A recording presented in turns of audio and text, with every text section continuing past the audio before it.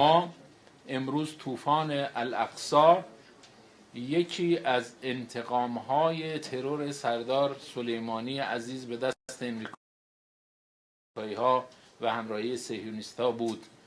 اگر کسی میخواد بگه که انتقام صهیونیست‌ها و امریکایی‌ها چی بود، یکیش از اون همین طوفان الاقصی بود که به تعبیر اسماعیل هنیه که در مراسم تشییع جنازه شهید سلیمانی با صراحت فرمودند شهید القدس و با تأکید 3 باره تکرار کردند، امروز فرزندان فلسطین در جبهه مقاومت و طراحان فلسطینی عزیز و ادامه دهندگان عملیات طوفان الاقصی خودشون میگن این یکی از انتقام هایی بود که فرزندان جبهه مقاومت در برابر ترور شهید سلیمانی از امریکایی ها و صهیونیست ها گرفتن.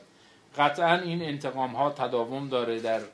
مکان های مختلف، زمان های متفاوت و صهیونیست ها هرگز از این انتقام در امان نخواهند بود.